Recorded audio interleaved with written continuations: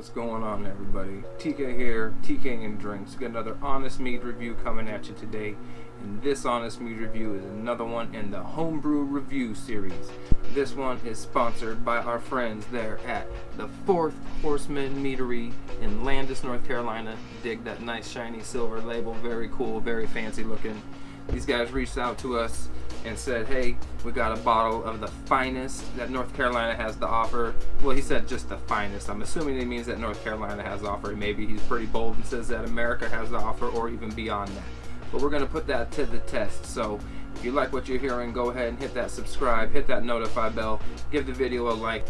That does help the algorithm generate more traffic to the channel and everything like that, which helps me produce more content and all that. So do those things, help me out. I would greatly appreciate it. So like I was saying, Chris over there at the Horseman Meadery reached out to me, said, hey, if you're into some of the finest, reach out to me sometime and I will ship you a bottle. And that's what I did. I said I would love to try some of the finest mead that is around apparently. And he sent me this bottle of a 2019 Burnt Offerings. It's a Bochet. He didn't specify, but I believe it's a traditional, just so Bochet wildflower honey, didn't specify. I don't see online that it says anything, but I believe it's 22% and it's sweet leaning. So this thing is going to be a real potential monster there in the games of flavor and strength and all that stuff. So let's see what we can do with that. Have not had too many meads over get that 16% range, but I'm not sure if it's fortified. It doesn't say that it's fortified. Oh shit, fucking busted ass cork. It doesn't say that it's fortified, but I'm assuming that he probably just ended up using a like a champagne yeast or something like that to get it up to that high of alcohol level. There we go. Got that pulled out. Ooh, got a nice little bit of a smokiness right there on the nose. You know what we got to do though? Just like we do in true TK and Drinks fashion. Get ready for that slow pour.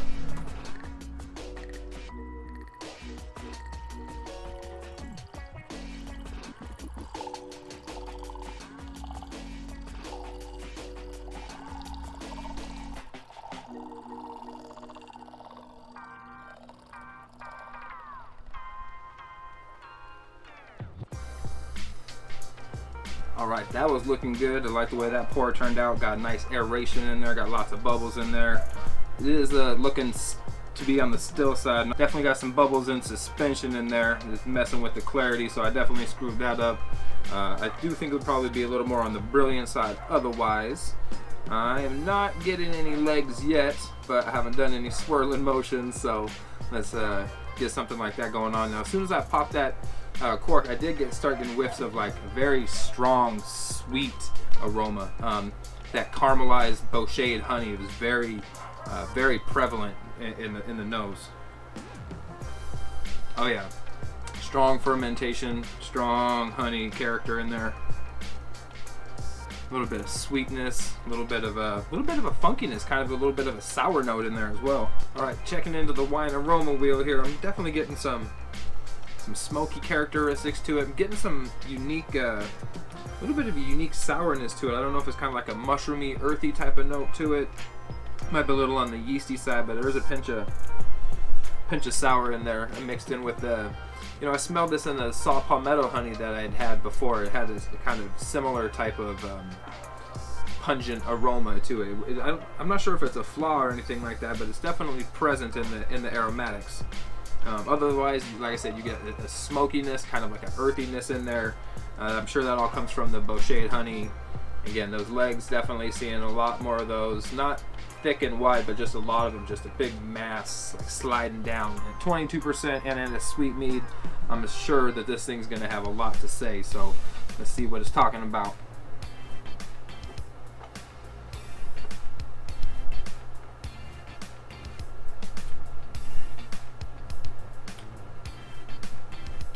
Wow, that is really tasty. Has a nice full body to it.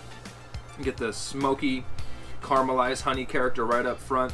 follow through for the mid palate all the way to the finishing. Again, that kind of little bit of bitter smokiness, earthiness comes through on the as develops there on the back end of the palate. Definitely a memorable mouthfeel. I'm getting that flavor long into this drink. It just keeps coming. Not cloying. Full body, medium full to medium to medium full body on that. Not as heavy as I was expecting it to be. Definitely not on the cloying side. I would have expected it to be a lot heavier based on the way that the legs are looking. That Bochet to the honey adds this really unique character to it that I like. Like I said, that smoky, tangy earthiness to it. Has a very smooth, silky mouthfeel to it as well. The texture of it is very, very delicate. It just kind of just drapes itself right across your palate. It feels very, very nice to have a mouthful of it.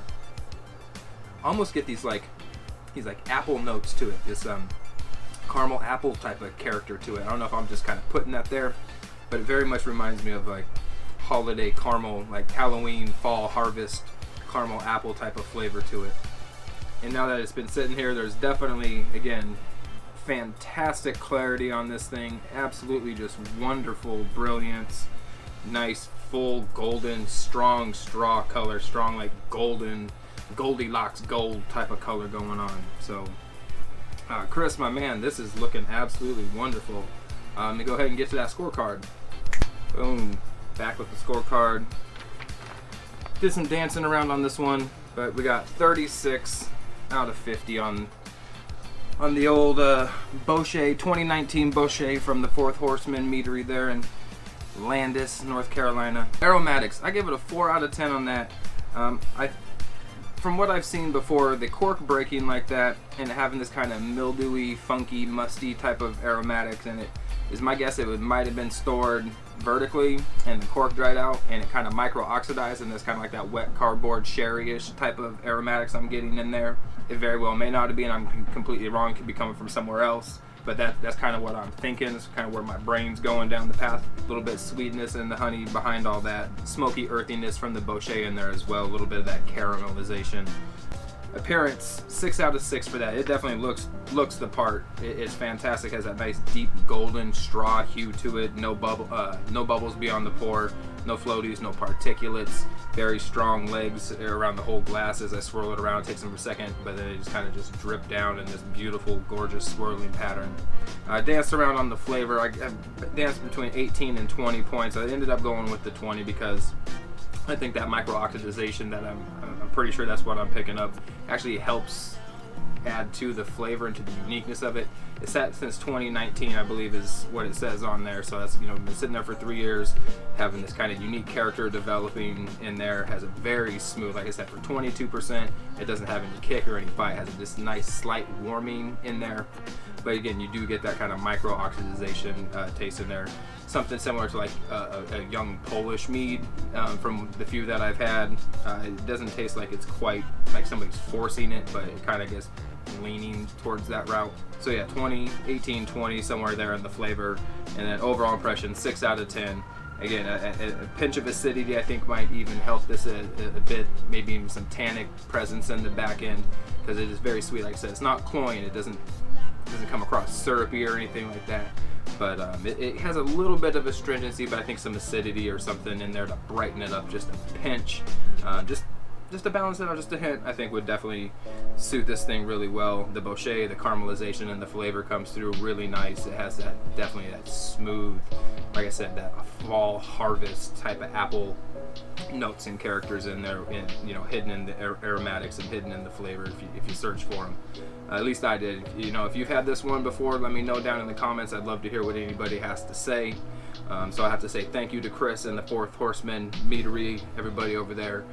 This is so generous of you to send this out. I'm a huge fan of what you guys are doing here so far. I would love to try another Bochet or anything else. Whenever I get out to North Carolina, I know I got a lot of people to visit out there, and you guys are definitely on the list. So thank you all for being here tonight. Again, hit that follow, subscribe, hit that notify bell if you can.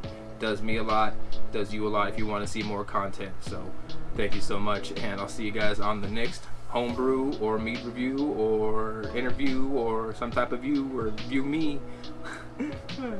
Sorry. Later.